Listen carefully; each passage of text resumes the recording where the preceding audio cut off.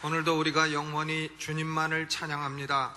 우리의 예배를 통해 홀로 영광받아 주옵소서.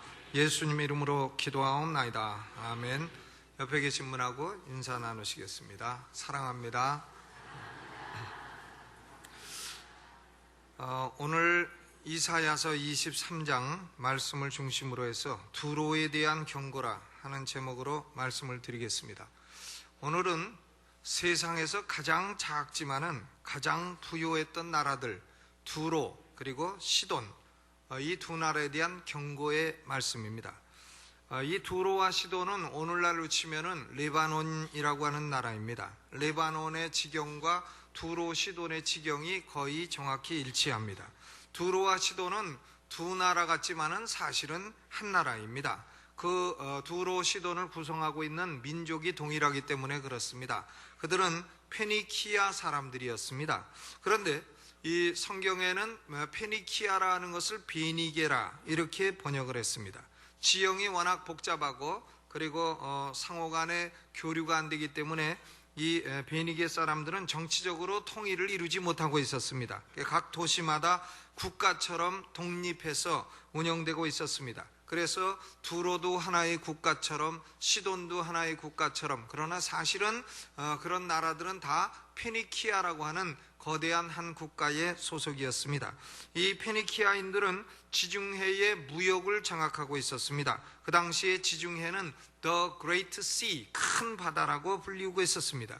유대인들은 유목민족이 아닙니까? 그러니까 양을 치고 또 소를 치고 이러던 사람들이라 바다에 대해서는 아무런 노하우가 없습니다. 바다를 두려워합니다. 수영할 줄도 모르고 배를 만드는 기술도 없고 배 타면 멀미하고 배 탈 줄도 모르고 그렇기 때문에 이 사람들은 바다를 무서워했습니다. 그래서 성경에 보면 천국은 어떤 것이냐, 바다도 다시 있지 아니하더라, 바다 없는 것이 천국이다, 이렇게 쓸 정도로 이들은 바다를 두려워했습니다. 그러나 이 페니키아 사람들은 바다를 두려워하지 아니했습니다. 배를 만들었습니다. 배를 타고 다니며 무역을 했습니다. 그래서 지중해 연안의 해상 무역을 페니키아 사람들이 장악을 했던 것입니다. 이들은 두로 시돈으로부터 지중해를 통과해서 약 3,000km나 떨어진 스페인의 다시스라고 하는 도시와도 무역을 했습니다. 그리고 이들은 다시스로 가는 중간에 이 지중해 중앙에 있는 사이프러스 섬, 이 사이프러스 섬을 중앙 연결 통로로 이용을 했습니다. 이 사이프러스 섬은 구약 히브리어에는 기띔 땅이라 이렇게 번역이 되어 있고, 또 신약 성경에는 구브로 섬이라 이렇게 번역이 되어 있습니다. 그러니까 기띔이나 구브로나 사이프러스나 다 똑같은 지중해 중앙에 있는 섬인 것입니다. 그러니까 두로 시돈에서 기띔을 통과해서 그래서 다시스까지 이렇게 지중해 3,000km의 해상무역을 장악하고 있던 사람들이 두로 시돈 사람들입니다. 이들은 애굽과도 무역을 했습니다. 나일강 그 곡창지대에서 생산되는 곡물을 싸게 사다가 중동 지방에다가 비싼 폭리를 취하여 팔았습니다. 그래서 두로와 시돈 사람들은 대단히 부유한 사람들이었습니다. GNP가 중동 국가 가운데 1등이었습니다. 생활 수준이 최고였습니다. 주변의 가난한 국가들을 향해서 코웃음을 치면서 코를 들고 가난한 나라들을 멸시하였습니다. 어떻게 살면 그렇게 사냐? 어떻게 살면 너희처럼 가난하게 살 수 있느냐? 이러면서 멸시를 했습니다. 그래서 이사야 선지자는 페니키아를 가리켜서 거기 7절에 보니까 희락의 성이라 이렇게 불렀습니다. 이것이 고대에 건설된 너희 희락의 성이냐? 희락의 성, exultant city, 의기양양한 도시라 이렇게 불렀습니다. 그러니까 두로 시돈 페니키아 사람들은 의기양양하게 살았습니다. 이 사람들은 거기 7절 후반에 보니까 곧 그 백성이 자기 발로 먼 지방까지 가서 유하던 성이냐, 이 백성들이 지중해 연안에 식민지를 많이 건설했습니다. 그래서 우리가 이 페니키아 사람들이 아프리카 북부에 건설한 식민지를 카르타고라고 부릅니다. 카르타고는 로마 그 시대에도 로마 다음으로 큰 도시였습니다.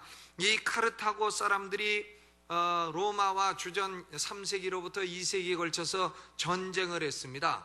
대로마 제국과 이 카르타고가 전쟁을 한 거예요. 그래서 이 카르타고에 유명한 장군이 있지 않습니까? 한니발이라고, 한시 집안에서 나온 장군인데, 이 한니발 장군이요, 코끼리를 이끌고 스페인을 통과해 가지고 유럽을 거쳐서 알프스산을 코끼리를 이끌고 넘어가서 로마 북부를 압박하고 하마터면 로마를 점령할 뻔했던 사람들이 이 카르타고 사람입니다. 그래서 한니발 장군이 코끼리 떼를 이끌고 알프스 한 봉우리에 딱 올라가서 탁 보더니 이 산이 아닌 게비요? 그러더니 코끼리 떼를 이끌고 다른 산으로 또 탁 올라가서 보더니 아까 그 산이 맞는 게비요? 이래가지고는 코끼리들이 다 졸도했다는 확인이 안 된 그런 얘기가 있지 않습니까? 어쨌든 아프리카 코끼리 떼를 이끌고 유럽으로 가서 알프스 산을 넘어서 로마 북부를 지배하고 장악했던 장군이 한니발 장군이에요. 그러니까 한니발 장군이 어느 나라 사람이냐? 바로 페니키아 사람인 것입니다.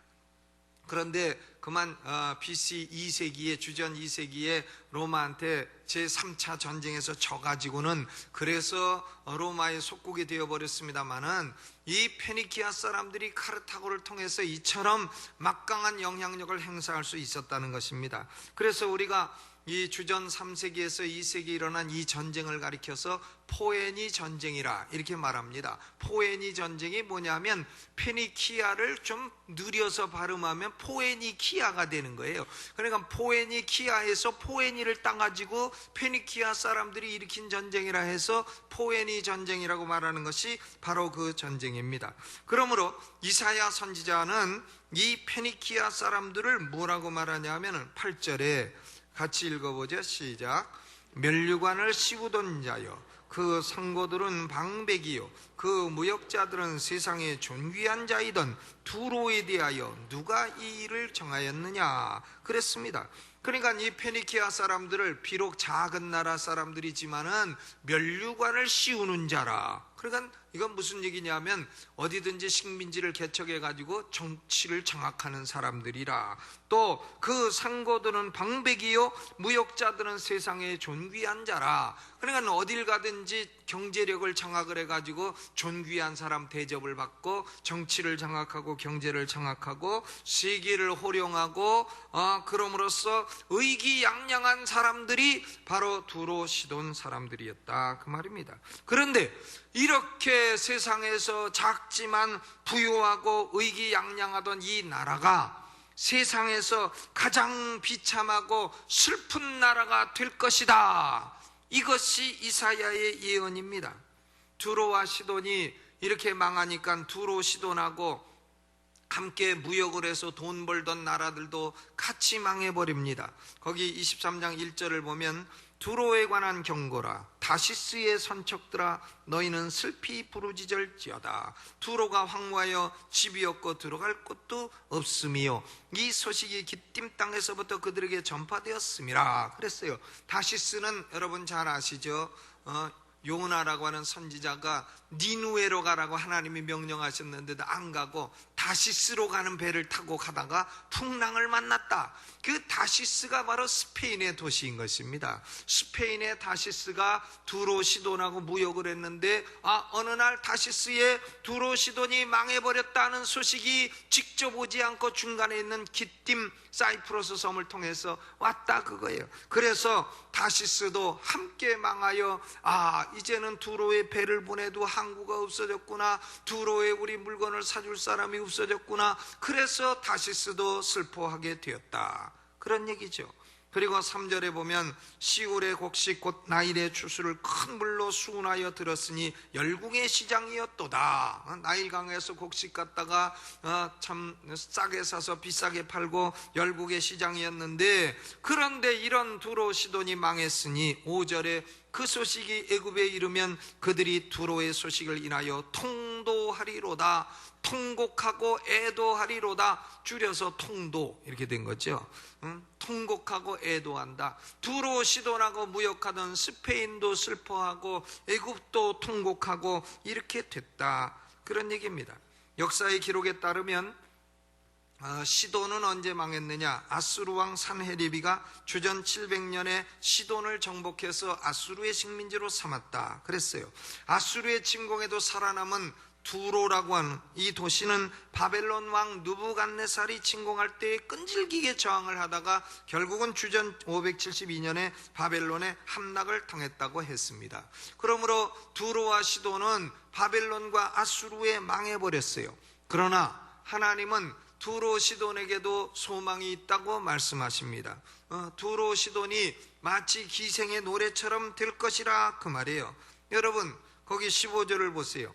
그날부터 두로가 한 왕의 연한같이 70년을 잊어버림이 되었다가 70년이 필한 후에 두로는 기생의 노래의 뜻같이 될 것이라 그랬어요. 기생노래.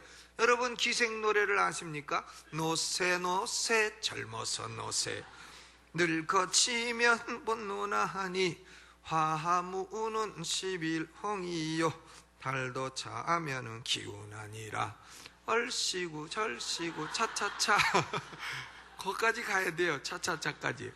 이게 기생노래인데요. 그러니까 기생노래 내용은 뭡니까? 인생이 짧으니까 실컷 먹고 놀고 그러자 얼씨구 절씨구 이런 노래 아닙니까? 그런데 이 기생노래가 원래 어디 있었나 했더니 두로 시돈에 있던 노래였다 이거예요. 두로 시돈의 기생들이 이렇게 불렀다는 겁니다. 노새 노새 젊어서 노새 아무리 위대한 왕도 70년을 못 넘기니라 얼씨구 절씨구 이렇게 불렀다는 거예요. 그러니까 기생들은 왕들이라 할지라도 70년을 못 넘기고 죽으니 70인생을 넘길 인간이 누가 있겠느냐. 고로이 짧은 인생 실컷 먹고 놀고 마시자 이런 노래를 불렀다는 겁니다.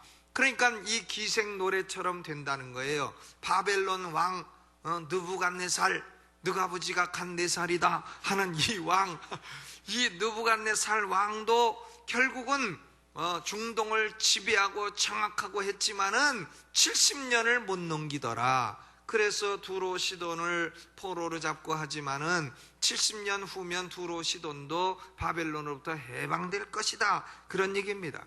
우리가 구약 성경을 에레미야서를 보게 되면 유다라고 하는 나라도 바벨론의 70년 포로노로 하다가 해방될 것이다 그랬어요.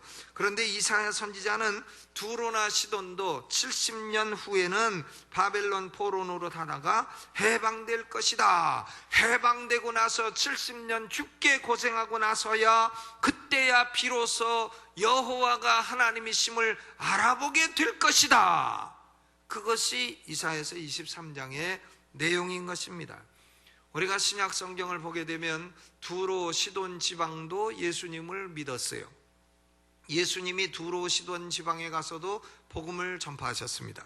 마가복음 7장 24절로 31절을 보게 되면 예수님이 두로 지경으로 가시고 시돈 지방으로 가셨다 이렇게 되어 있습니다. 그래서 두로 지경에 가서 수로보니게 여인을 만나셨다 그랬습니다. 수로보니게 여인은 자기 딸이 흉악하게 귀신 들렸습니다. 예수님이 두로 지방에 오시니까 예수님 우리 딸이 흉악히 귀신 들렸으니 고쳐주십시오. 그러니까 예수님이 야 병 고치고 귀신 쫓고 하는 것은 자녀들의 떡이지 유대인들이 하는 거지 개한테 하는 것이 아니다. 그러니까 수로보니게 여인이 예수님 그러면 개들도 주인상에서 떨어지는 찌끄러기는 얻어먹으니까 그거라도 주십시오. 그러니까 예수님이 내 믿음이 크도다 하고 그 즉시로 수로보니게 여인을 그 딸을 귀신으로부터 해방시킨 얘기가 마가복음 7장에 기록이 되어 있습니다. 사도행전 11장 19절을 봐도 수대반의 순교로 흩어진 제자들이 예수님의 제자들이 예루살렘에서 베니게로 가서 복음을 전했다. 베니게가 피니키아 두로 시돈 지방인 것입니다. 사도행전 15장 3절 말씀에도 바울과 바나바가 베니게에 가서 이방인들에게 복음을 전했다 이런 내용이 기록이 되어 있는 것입니다. 그러면 누가 이렇게 번창하던 두로 시돈을 갑자기 아수르와 바벨론에 멸망당하게 하였느냐? 도대체 이거 누가 하는 일이냐? 이사야 선지자도 동일한 질문을 던지고 있지 않습니까? 8절 후반에 두로에 대하여 누가 이 일을 정하였느냐? 누가 이런 일을 했느냐? 곧바로 대답을 합니다. 9절 같이 읽어보죠. 시작. 만군의 여호와의 정하신 것이라 모든 영광의 교만을 욕되게 하시며 세상의 모든 존귀한 자로 멸시를 받게 하려 하심이니라. 만군의 여호와께서 행하신 것이니라 즉각적으로 대답을 합니다. 그리고는 10절 딸 다시 쓰여 나일같이 너희 땅에 넘칠지어다 너를 속박함이 다시는 없으리라. 이 말씀은 100번 읽어도 무슨 말인지 모르겠어요. 그런데 영어 성경에 보면 분명히 나와 있죠. 딸 다시 쓰여 즉 스페인이여 너희는 나일강같이 너희 땅을 경작할지니라. 너희는 농업으로 돌아가라. 두로 시돈 망했으니까 무역하지 말고 농업으로 다시 돌아가라. 너희 땅에는 다시는 항구가 없을 것이라. 속박함이라는 것이 번역이 잘못됐어요. For you no longer have a harbor. 너희들 가운데는 더 이상 항구가 없을 것이다. 고로 스페인아 너희도 두로 시돈과 무역할 수 없으니 농업으로 돌아가라. 나일강의 유역의 농업지대처럼 땅을 갈아라. 그런 얘기입니다. 누가 다 이렇게 하셨느냐? 여호와께서 바다 위에 손을 펴사 열방을 흔드셨다. 여호와께서 바다 위에 손을 펴셔서 그렇게 됐다. 여호와께서 가나안에 대하여 명을 내려 그 견고한 성을 회파하게 하셨다. 아니 갑자기 두로 시돈 얘기하면서 가나안 땅은 왜 나옵니까? 그런데 영어 성경을 보면 이것도 페니키아라고 번역이 되어 있어요. 그러니까 페니키아 두로 시돈도 크게 보면 가나안 땅이기 때문에 그렇습니다. 그러므로 여호와께서 두로 시돈 가나안 땅에 대해서 명을 내려 그 견고한 성을 회파하게 하시는 것이니라. 가라사대 너 학대받은 처녀딸 시온아 내게 다시는 희락이 없으리니 일어나 기띔으로 건너가라. 사이프러스 섬으로 이민을 가라. 거기서도 내가 평안을 얻지 못하리라 하셨느니라. 그랬어요. 하나님이 두로 시돈을 탁 치시니까 거기 바다 위에 손을 펴서 열방을 한번 흔드시니까 두로 시돈 망해버리고 스페인도 무역 나라가 농업으로 다시 돌아가고, 그리고 이 두로 시돈 사람들은 참 희락이 다 없어져 버리고, 희락의 성이라 하던 곳에서 희락이 없어져 버리고, 이제 못 살겠다 이민 가자 해가지고 기띔 땅으로 이민 가니까 이민 간 그곳에도 평안이 없었더라 그랬습니다. 그러면 왜 하나님은 이렇게 잘 먹고 잘 살던 두로 시돈을 향해서 그렇게 갑작스럽게 멸망시키시는 심판을 내리셨느냐? 왜 그렇게 하셨느냐? 그것이 오늘 생각하고자 하는 중요한 주제입니다. 여러분, 두로 시돈은 전쟁하는 백성이 아닙니다. 그저 두로 시돈이 원하는 것은 장사해서 이익 보고자 하는 그런 것이었습니다. 장사꾼이지 군인이 아니에요. 아수르나 바벨론처럼 남의 나라 침략해서 뺏는 그런 나라도 아닙니다. 남의 나라에 가서 물건 주고 물건 받아다 싸게 받아다 비싸게 팔고 그러는 나라였지 뭐 침략하는 나라도 아닙니다. 애굽처럼 대제국을 만들려는 야망이 있는 나라도 아닙니다.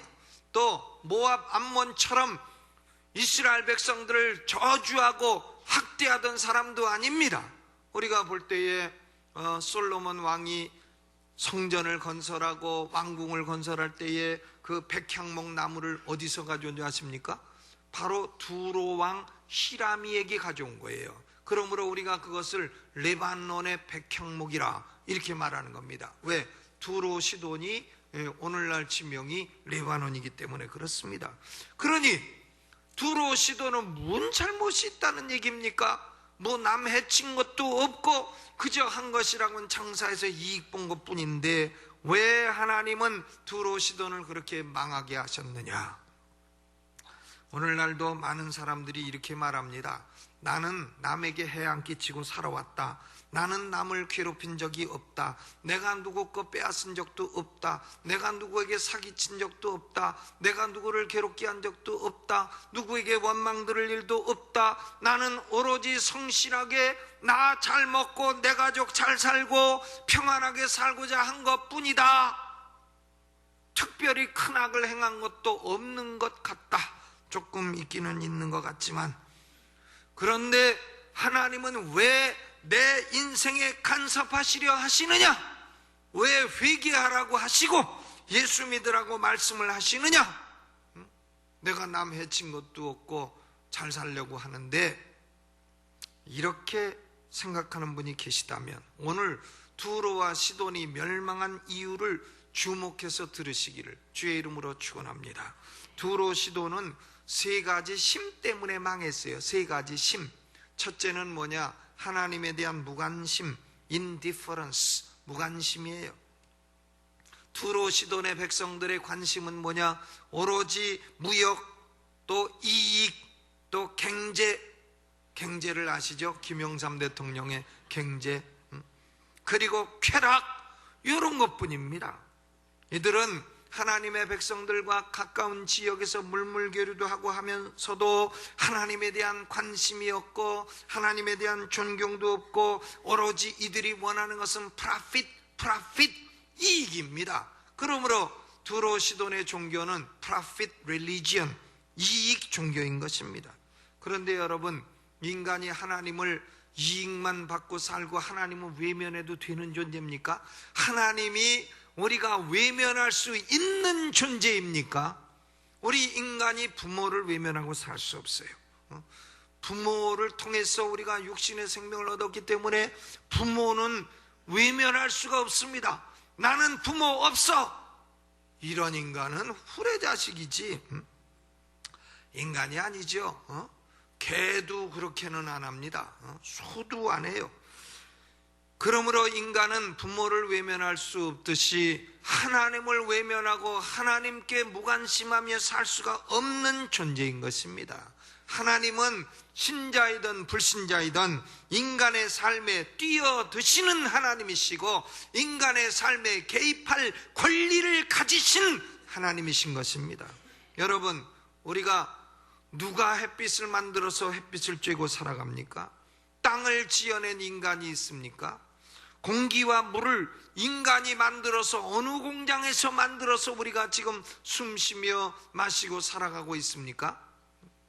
그러므로 우리는 시시각각 분분초초 일취월장, 또 무슨 말 있나, 하여간 매일매일 매분 하나님께 신세지며 살고 있는 존재다, 그것입니다. 그러므로 하나님은 우리의 삶에 개입하시고 간섭하실 충분한 이유와 근거가 있으신 하나님이신 것입니다. 두로 시도는 바로 이 하나님의 간섭을 거절했고 하나님에 대해서 무관심한 것이 그들의 멸망 이유였습니다.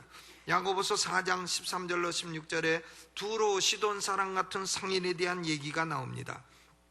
들으라, 너희 중에 말하기를 오늘이나 내일이나 우리가 아무 도시에 가서 거기서 1년을 유하며 장사하여 이 일을 보리라 하는 자들아, 내일 일을 너희가 알지 못하는도다. 너희 생명이 무엇이뇨? 너희는 잠깐 보이다가 없어지는 안개니라. 너희가 도리어 말하기를 주의 뜻이면 우리가 살기도 하고 이것저것을 하리라 할 것이오늘 이제 너희가 허탄한 자랑을 자랑하니 이러한 자랑은 다 악한 것이니라. 서울 사는 사람이 부산 가서 장사해서 이 일을 보리라, 이것이 허탄한 자랑이요 악한 것이라. 아니, 그러면 성경은 장사와 무역을 정죄합니까? 아닙니다. 장사하세요. 무역을 하세요. 돈 버는 데는 장사가 최고입니다. 공무원 해갖고 그냥 먹고나 사는 거고, 월급쟁이 해갖고 그저 먹고나 사는 것이지 뭐 부자가 됩니까? 부자는 역시 장사죠. 장사. 여러분, 장사하시고 무역해서 돈 많이 버시기를 주의 이름으로 축원합니다. 장사하고 무역해서 일을 보는 게 잘못이 아니에요.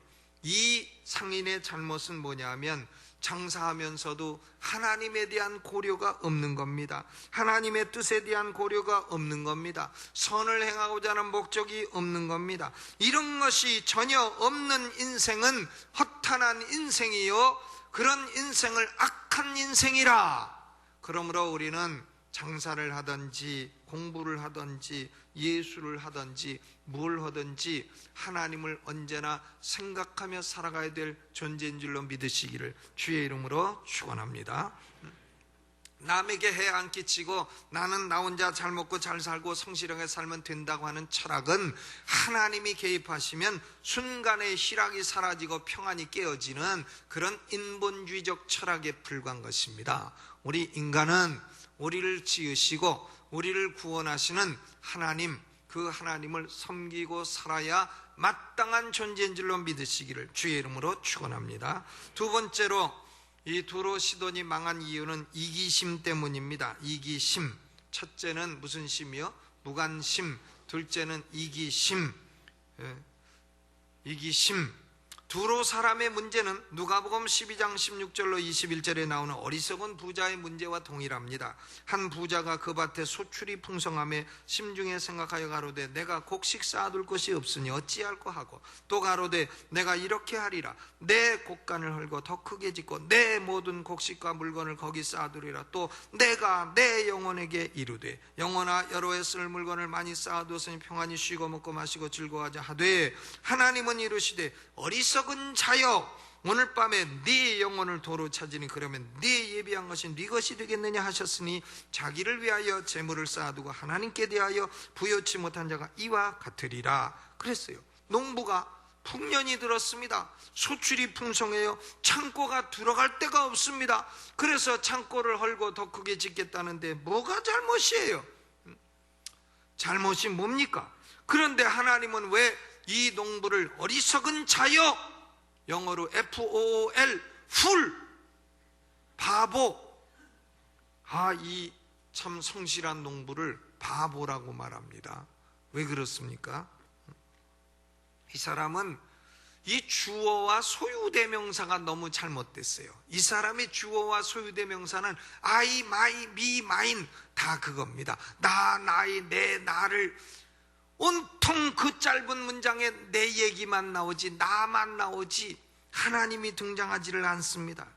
여러분 이렇게 참 풍년이 들어서 소득이 많으면 사람이라면 생각도 좀 해야 될 거 아니에요? 응? 야, 내가 이렇게 부자가 됐으니 하나님께 11조를 좀 드려야 되겠다. 그동안엔 좀 많이 떼어먹었는데 이번에는 조금 넉넉히 드려야 되겠다. 이번에 목사님이 북경에 교회를 세운다 하는데 내가 이번에 좀 생각 좀 하고 드려야 되겠다. 또 내가 이렇게 참 쌓아둘 것도 없으니 또 감사헌금도 조금 해야 되겠다. 이런 생각을 하는 것이 마땅하지 않겠어요? 그리고 내가 이렇게 크게 풍년이 들었으니 참 이웃의 어른들 모셔다가 한번 식사 대접해야 되겠다. 시니어 대학의 어르신들 한 끼 식사하시는데 60만 원인데 내가 한번 한 끼 두 끼 대접을 좀 해야 되겠다. 좀 이런 생각을 하면 안 되는 것입니까? 그런데 이 부자는 자기 생각만 하고 자기 영혼아 내 영혼아 실컷 먹을 걸 두었으니 평안히 먹고 쉬자. 영혼이 무슨 쌀 먹고 삽니까? 영혼이 쌀 먹고 살아요? 자기가 자기 영혼의 주인입니까?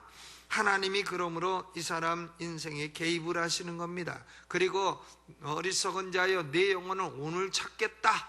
오늘 내가 내 영혼을 찾으면 내 육신에서 영혼 떠나버리면 육신은 흙으로 돌아가는 건데 그러면 쌓아둔 재물은 누가 차지하겠느냐? 자식들이 첫아들, 둘째 아들, 셋째 아들 지지고 볶고 재판하고 싸워서 나누게 되지 않겠느냐? 그러므로 이 어리석은 부자는요 하나님도 생각할 줄 모르고 이웃도 생각할 줄 모르는 이기심 때문에 망했어요. 그런데 이 두로 시돈 사람들이 70년 바벨론 포로 생활을 하고 나니까 생각이 달라지는 거예요. 과거에 있을 때는 안 얻으니 다 떨어지고 포로 생활하고 노예되고 없으니까 아이고 이제 하나님 좀 생각해야 되겠다 이렇게 되는 거다 그 말이죠. 여러분 말이 있잖아요. 있을 때 잘하시라고. 있을 때 잘하시라고요. 그냥 건강 있을 때 잘하시고 돈 있을 때 잘하시고 시간 있을 때 잘하세요. 누구한테요?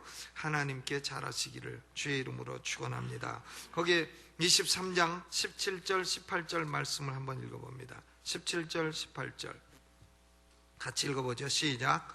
70년이 필한 후에 여호와께서 두로를 권고하시리니 그가 다시 취리하여 지면에 있는 열방과 음란을 행할 것이며 그 무역한 것과 이익을 거룩히 여호와께 돌리고 간직하거나 쌓아두지 아니하리니 그 무역한 것이 여호와 앞에 거하는 자의 배불리 먹을 자료, 잘 입을 자료가 되리라 그랬어요. 느부갓네살 왕이 바벨론이 두로 시돈을 멸망시켜 지배를 하지만 기생노래처럼 70년이 되면 바벨론의 영화도 지나가고, 그리고 70년 끝나면 여호와께서 두로를 다시 권고하신다. 그래서 두로가 다시 열방과 음란하듯 무역을 다시 하게 될 것이다. 그런데 그 무역한 것과 이익을 이제는 거룩히 여호와께 돌릴 줄 알게 될 것이라. 그리고 자기 자신만을 위해서 쌓아두지 아니하고 여호와 앞에 거하는 자의 배불리 먹을 자료가 되게 할 것이라 그랬어요. 사람이 고난을 겪고 나서 빈털터리가 되면 아이고 내가 그때 있을 때 잘할걸, 그때 내가 부자 될 때 헌금 좀 더 할걸, 내가 괜히 그거 가지고 있다가 다 날리고 IMF 때 다 날리고 이렇게 저렇게 다 날리고 보니까 헌금한 것도 아무것도 없고 남는 것도 아무것도 없고 그렇게 됐네. 이제 내가 고난을 겪고 나니까 하나님께 잘해야 되겠다, 이런 생각이 두로 사람들에게 들었다, 그 얘기입니다.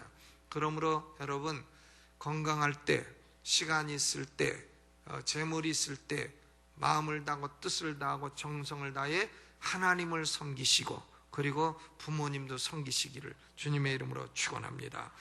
세 번째, 두로 시돈이 망한 이유는 자만심 때문이에요. 자만심. 내가 있으니까 이걸로 됐다. self-sufficiency. 자만이죠. 사람이 자만한 사람은 전도하기 어렵습니다. 내가 먹을 거 있고 입을 거 있고 자식 다 있고 뭐 행복한데 예수를 왜 믿냐? 이렇게 나가는 거죠. 그러니까 자만한 사람은 참 전도되기 어려워요. 그런데 하나님은 이 자만심을 치시는 거예요. 9절에 모든 영광의 교만을 욕되게 하시며 세상의 모든 존귀한 자를 멸시를 받게 하려 하심이니라 그랬습니다. 사람이 영광스러운 거 좋아요. 존귀한 거 좋은 겁니다. 사람이 영광도 없고 존귀도 없고 비천하면 되겠어요?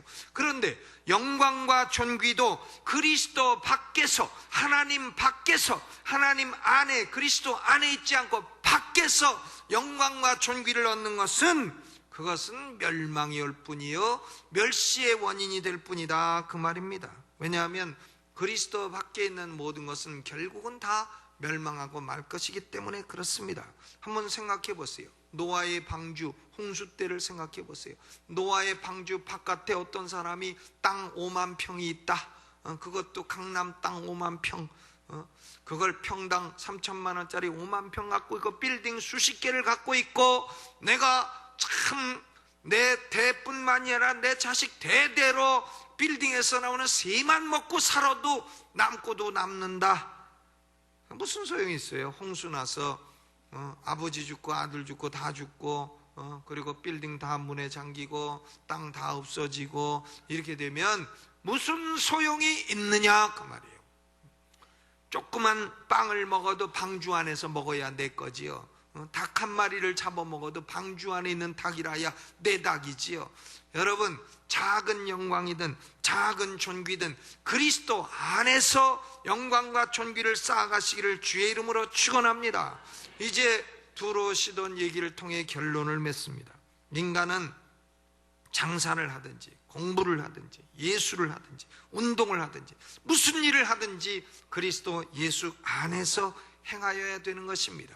예수 안에서 하나님을 공경하며 예수 안에서 하나님을 마음과 물질을 다하여 섬기며 예수 안에서 작은 영광이든 존귀든 쌓아가야 되는 것입니다. 예수 밖에 있는 것은 헛된 것이요 갑자기 멸망해도 건져줄 자가 전혀 없기 때문인 것입니다. 무관심과 이기심과 또 자만심은 그리스도 예수 밖에 있는 마음입니다. 하나님을 생각하시고 이웃을 생각하시고 부모님을 생각하시고 그리고 순간순간 그리스도 예수 안에 거하기를 주님의 이름으로 축원합니다. 오늘 이 말씀 생각하며 두 손 들고 음악을 반주하는 중에 통성으로 기도하겠습니다. 주여 한번 부르고 기도합니다. 주여! 여러분, 어떤 영광이든 어떤 존귀든 그리스도 밖에 있는 것은 아무 소용이 없습니다.